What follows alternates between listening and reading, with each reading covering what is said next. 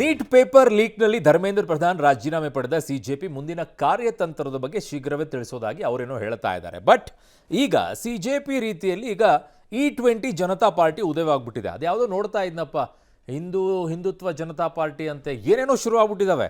ಈಗ ಇದೊಂದಂತೆ E20 Janata party. ಪೆಟ್ರೋಲ್ಗೆ ethanol ಬೆರಕೆ ವಿರೋಧಿಸಿ ಕೇಂದ್ರ ರಸ್ತೆ ಮತ್ತು ಹೆದ್ದಾರಿ ಸಚಿವ ನಿತಿನ್ ಗಡ್ಕರಿ ರಾಜೀನಾಮೆಗೆ ಆಗ್ರಹಿಸಿ ಸೋಷಿಯಲ್ ಮೀಡಿಯಾದಲ್ಲಿ ಒಂದು ಪೋಸ್ಟ್ ಹಾಕಿದ್ದಾರೆ. ಕೇಂದ್ರ ಸಚಿವ ನಿತಿನ್ ಗಡ್ಕರಿ ರಾಜೀನಾಮೆ ಕೊಡಬೇಕು.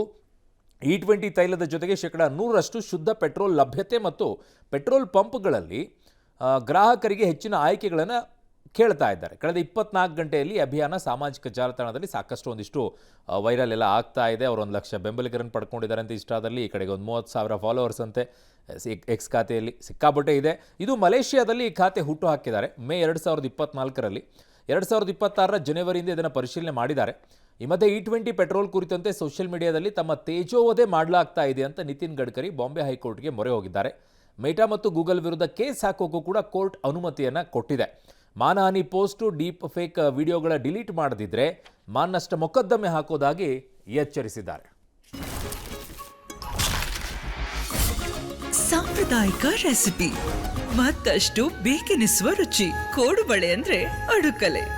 ಇನ್ನು ಜನ್ಝಿ ಅಂತ ಕರೆಯಲ್ಪಡುವ ಯುವ ಪೀಳಿಗೆ ಭಾವನಾತ್ಮಕ ಮತ್ತು ಹೊಂದಿಕೊಳ್ಳುವ ಸ್ವಭಾವದವರು. ಆದರೆ ಅವರು ಸಾಮಾನ್ಯವಾಗಿ ಶಾಂತ ಮನಸ್ಸಿನಿಂದ ಯೋಚಿಸುವುದಿಲ್ಲ ಅಂತ ರಾಷ್ಟ್ರೀಯ ಸ್ವಯಂ ಸೇವಕ ಸಂಘದ ಮುಖ್ಯಸ್ಥ ಮೋಹನ್ ಭಾಗವತ್ ಅವರು ಹೇಳಿದ್ದಾರೆ. ಹೈದರಾಬಾದ್ನಲ್ಲಿ ನಡೆದ ಕಾರ್ಯಕ್ರಮವೊಂದರಲ್ಲಿ ಮಾತನಾಡಿ, ಈ ಪೀಳಿಗೆ ನಿಜವಾದ ಮತ್ತು ಅಧಿಕೃತವಾಗಿ ಕಾಣುವ ವಿಷಯಗಳಿಂದ ಸುಲಭವಾಗಿ ಪ್ರಭಾವಿತರಾಗ್ತಾರೆ. ಈ ಕಾರಣದಿಂದಾಗಿ ಆ ಚಳುವಳಿಗಳು ಪ್ರಾಮಾಣಿಕ ಮತ್ತು ವಿಶ್ವಾಸಾರ್ಹ ಅಂತ ಕಂಡುಬಂದರೆ ಅವರು ಸಾಮಾಜಿಕ ಚಳುವಳಿಗಳನ್ನು ಬೆಂಬಲಿಸುವ ಅಥವಾ ಸೇರುವ ಸಾಧ್ಯತೆ ಹೆಚ್ಚು ಅಂತ ಹೇಳಿದ್ದಾರೆ. ಮಹಿಳಾ ವಿಮೋಚನಾ ಚಳುವಳಿ ಅನೇಕ ಯುವ ಜನರಲ್ಲಿ ಜನಪ್ರಿಯ ಆಗಿತ್ತು ಆವಾಗ. ಆದರೆ ನನ್ನ ಅಭಿಪ್ರಾಯದಲ್ಲಿ ಅದು ಅಂತಿಮವಾಗಿ ಸಮಾಜದ ಕೆಲವು ವರ್ಗಗಳನ್ನು ತಪ್ಪು ದಿಕ್ಕಿನಲ್ಲಿ ಸಾಗುವಂತೆ ಮಾಡಿತು. ಸ್ತ್ರೀ ಮುಕ್ತಿ ಆಂದೋಲನ ಆರಂಭ ಆಯಿತು ಮತ್ತು ಕ್ರಮೇಣ ಅದನ್ನು ವ್ಯಾಪಕವಾಗಿ ಒಪ್ಪಿಕೊಳ್ಳಾಯಿತು. ಬಳಿಕ ಆ ಒಂದು ಹಂತ ಕಳೆದೋಯ್ತು. ನಂತರ ಈ ಚಳುವಳಿಯ ಪ್ರತಿಪಾದಕರು ನಾವು ತಪ್ಪು ಹಾದಿಯಲ್ಲಿ ಹೆಜ್ಜೆ ಹಾಕಿದ್ದೀವಿ ಮತ್ತು ನಮ್ಮ ದೇಶದ 1 ಅಥವಾ 2 ತಲೆಮಾರುಗಳನ್ನು ಹಾಳು ಮಾಡಿದ್ದೀವಿ ಎಂಬುದನ್ನು ಅರಿತುಕೊಂಡ್ರು ಅಂತ ಹೇಳಿದ್ದಾರೆ. ಇದೇ ವೇಳೆ LGBT ಅವರು ಸಮುದಾಯ ಕೂಡ ನಮ್ಮ ಸಮಾಜದ ಒಂದು ಭಾಗ, ಅವರನ್ನು ಬಹಿಷ್ಕರಿಸಬಾರ್ದು ಅಂತ ಹೇಳೋದ್ರ ಮುಖಾಂತರ ಈ ಜನ್ಝಿ ಅವರ ಹೋರಾಟ ತುಂಬ ದಿನಗಳ ತನಕ ಸಾಗಲ್ಲ, ಅವ್ರಿಗೆ ತಮ್ಮ ತಪ್ಪಿನ ಅರಿವಾಗುತ್ತೆ ಅನ್ನೋ ರೀತಿಯಲ್ಲಿ ಮೋಹನ್ ಭಾಗವತ್ ಅವರು ಅರ್ಥೈಸಿದ್ದಾರೆ.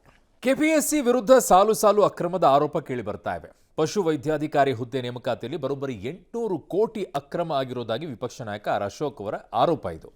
400 ಹುದ್ದೆಗಳಿಗೆ ತಲಾ 2 ಕೋಟಿಯಂತೆ 800 ಕೋಟಿ ಲಂಚ ಪಡೆಯಲಾಗಿದೆ ಅಂತ ಅವರ ಆರೋಪ. ಪಶು ವೈದ್ಯಾಧಿಕಾರಿ ಹುದ್ದೆಗಳ ಮಾರಾಟ ಆಗಿದೆ. ಪ್ರಕರಣವನ್ನು CBI ತನಿಖೆಗೆ ವಹಿಸಬೇಕು ಅಂತ ಆಗ್ರಹ.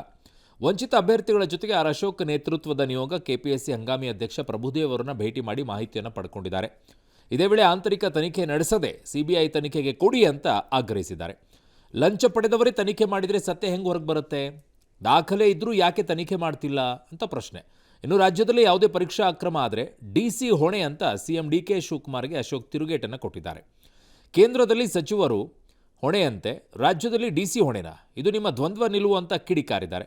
ಮತ್ತೊಂದೆಡೆ ಸುಳ್ಳು ಪ್ರಮಾಣ ಪತ್ರ ಸಲ್ಲಿಕೆ ಆರೋಪ ಪ್ರಕರಣ ರದ್ದು ಕೋರಿ ಮಾಜಿ ಅಧ್ಯಕ್ಷ ಶಿವಶಂಕರಪ್ಪ ಪುತ್ರಿ ಸುಮಾ ಸಾಹುಕಾರ್ ಹೈಕೋರ್ಟ್ಗೆ ಅರ್ಜಿ ಸಲ್ಲಿಸಿದರು. ಅರ್ಜಿ ವಿಚಾರಣೆ ನಡೆಸಿದ ಹೈಕೋರ್ಟ್ ನ್ಯಾಯಮೂರ್ತಿ ನಾಗಪ್ರಸನ್ನ ಪೀಠ ತರಾಟೆಗೆ ತೆಗೆದುಕೊಂಡಿದೆ. ಬಡವನಿಗೆ ಸಿಗಬೇಕಾದ ಆಯ್ಕೆಯನ್ನು ನೀವು ಕಿತ್ಕೊಂಡಿದ್ದೀರಾ ಅಂತ ಹಿಗ್ಗಾಮುಗ್ಗಾ ಕ್ಲಾಸ್ ತೆಗೆದುಕೊಂಡಿದೆ. ಹೈಕೋರ್ಟ್ ತರಾಟೆ ಬೆನ್ನಲ್ಲೇ ಅರ್ಜಿಯನ್ನು ವಾಪಸ್ ಪಡೆದಿದ್ದಾರೆ. ಒಂದೊಂದು ಹುದ್ದೆಗೆ 2 ಕೋಟಿ ಅಂದರೆ 400ಕ್ಕೆ ಎಷ್ಟಾಯಿತು? 800 ಕೋಟಿ ಡೀಲ್ ಇದು. ಕರಪ್ಷನ್ 800 ಕೋಟಿ ಲಂಚದ ಹಗರಣ ಇದು. ಈ ಅಕ್ರಮ CBI ತನಿಖೆಗೆ ಒಳಪಡಿಸ್ಬೇಕು. ಯಾಕಂದ್ರೆ ಇದರಿಂದ ದೊಡ್ಡ ದೊಡ್ಡ ವ್ಯಕ್ತಿಗಳಿದ್ದಾರೆ. ಇದ್ರ KPSC ಮೆಂಬರ್ಗಳಿದ್ದಾರೆ. ಆ ವಿಡಿಯೋದಲ್ಲಿ IAS ಅಧಿಕಾರಿ ಇದೆ. ಆ IAS ಅಧಿಕಾರಿನ ಹಿಡಿಯೋರು ಯಾರು? ಪಶುವೈದ್ಯ ಡಾಕ್ಟರ್ಗಳೇನಿದ್ದಾರೆ, ವೈದ್ಯಾಧಿಕಾರಿಗಳು, ಇದು ಪೂರ್ತಿ ಮಾರಾಟ ಆಗಿದೆ.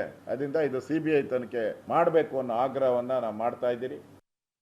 KPSC ಪದೇ ಪದೇ ಸುದ್ದಿ ಆಗುತ್ತೆ. ಅನ್ಯಾಯಕ್ಕೆ KPSC ಸುದ್ದಿ ಆಗ್ತಾ ಇರುತ್ತೆ. ಈಗ 400 ವೆಟರ್ನರಿ ಡಾಕ್ಟರ್ಗಳನ್ನ ತೆಗೆದುಕೊಳ್ಳುವಾಗ ಪರೀಕ್ಷೆ ಮಾಡಿದ್ದೀರಿ. 342 ಇದು ಜನರಲ್ ಅಲ್ಲಿ ಇರದೆ ಪರಿಶಿಷ್ಟ ಜಾತಿ ವರ್ಗಗಳಿಗೆ 58 ಸ್ಥಾನಗಳಿದೆ. ಅದು back. Karnataka public service commission ಅನ್ನೋ ಜಾಗದಲ್ಲಿ ಕರ್ನಾಟಕ ಪ್ರೈವೇಟ್ ಕಮಿಷನ್ ಆಗಿದೆ, ವಿತೌಟ್ ಸರ್ವಿಸ್. KPSC ನಿರಂತರವಾಗಿ ಕೆಟ್ಟ ಕಾರಣಗಳಿಗೋಸ್ಕರ ಸುದ್ದಿನಲ್ಲಿ ಇದೆ. KPSCಗೆ ಇವತ್ತು ಮುಜುಗರ ಆಗ್ತಾ ಇದೆ. ನಾವು ಹೇಳಿದೀವಿ, ನೀವು CBIಗೆ ವಹಿಸೋದು ಬಹಳ ಒಳ್ಳೆಯದು, ಅಗತ್ಯ ಅಂತ ನಾವು ಹೇಳಿದೀವಿ. ನಾವು ಕಾಕ್ರೋಚ್ ಹೋರಾಟ ತಣ್ಣಗಾಗ್ತಾ ಇದ್ದಂತೆ DK ಕ್ಯಾಬಿನೆಟ್ ವಿಸ್ತರಣೆ ಚಟುವಟಿಕೆ ಈಗ ಗರಿಗೆದರಿದೆ. ಬಹುತೇಕ ಈ ವಾರದಲ್ಲೇ ನೂತನ ಸಚಿವರ ಪಟ್ಟಿ ಫೈನಲ್ ಆಗಲಿದ್ದು ಸಿಎಂ ಡಿಕೆ ಶಿವಕುಮಾರ್, ಮಾಜಿ ಸಿಎಂ ಸಿದ್ದರಾಮಯ್ಯ, ಕೆಪಿಸಿಸಿ ಅಧ್ಯಕ್ಷ ಬಿಕೆ ಹರಿಪ್ರಸಾದ್ ಈಗಾಗಲೇ ದೆಹಲಿಯಲ್ಲಿ ಬೀಡು ಬಿಟ್ಟಿದ್ದಾರೆ. ನಾಳೆ ಹೈಕಮಾಂಡ್ ನೇತೃತ್ವದಲ್ಲಿ ಫೈನಲ್ ಮೀಟಿಂಗ್ ನಡೆಯುತ್ತೆ. ಇವತ್ತಿನ ಸಭೆಯಲ್ಲಿ ಪಟ್ಟಿ ಅಂತಿಮ ಆಗೋ ನಿರೀಕ್ಷೆ ಇದೆ. ಈ ಬಾರಿ ಕಾಂಗ್ರೆಸ್ ಹೈಕಮಾಂಡ್ ಹೊಸ ಮಾದರಿ ಮಾನದಂಡದೊಂದಿಗೆ ಸಚಿವರ ಆಯ್ಕೆಗೆ ಮುಂದಾಗಿದೆ ಅಂತ ಹೇಳಲಾಗ್ತಾ ಇದೆ.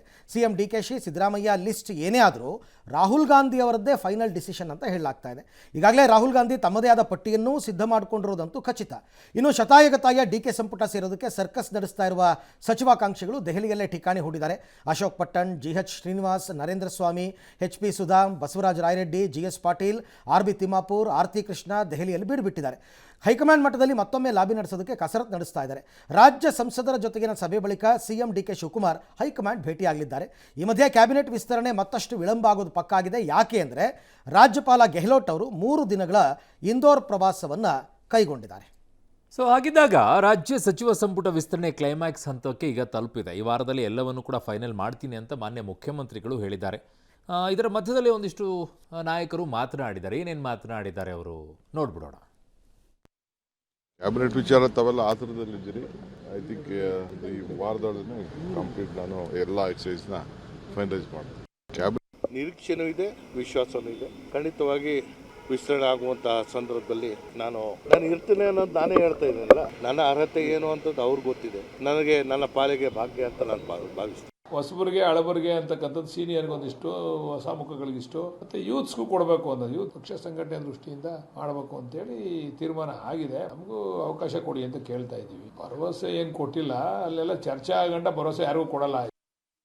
ಎಲ್ಲರೂ ಆಕಾಂಕ್ಷಿಗಳಿದ್ದಾರೆ, ಎಲ್ಲರ ಅರ್ಹತೆ ಇರುತ್ತೆ. ಸೊ ಎಲ್ಲರೂ ಮಿನಿಸ್ಟರ್ ಆಗ್ಬೇಕೆಂಬ ಆಸೆ ಇದ್ದೇ ಇರುತ್ತೆ. ಸೊ ಹೈಕಮಾಂಡ್ ಏನ್ ಫೈನಲ್ ಮಾಡುತ್ತೆ, ಪಾರ್ಟಿ ಹೈಕಮಾಂಡ್ ಏನ್ ಡಿಸಿಷನ್ ಮಾಡುತ್ತೆ, ಅದು ಅಂತಿಮ ನನಗೆ ಮೋಸ್ಟ್ಲಿ ಆಗ್ಬೋದು. ಇನ್ನೊಂದು 3 ದಿನದಲ್ಲಿ ನನ್ನ ಪ್ರಕಾರ, ನನಗಿರ್ತಕ್ಕಂಥ ಮಾಹಿತಿ ಪ್ರಕಾರ ಆಗ್ಬೋದು. ವಿಚಾರದಲ್ಲಿ ನನಗಿರೋಂಥದ್ದು, ಯಾರ್ಯಾರು ಬೆಂಗಳೂರಲ್ಲಿ ಇದ್ದಾರೆ ಅದರಲ್ಲಿ ಕೆಲವ್ರಿಗೆಲ್ಲರಿಗೂ ಗೊತ್ತಿದೆ ನಾವು ಆಗ್ತೀವಿ ಅಂತ ಅಂದ್ಬಿಟ್ಟು ಆರಾಮಾಗಿ ಬೆಂಗಳೂರಲ್ಲಿದ್ದಾರೆ.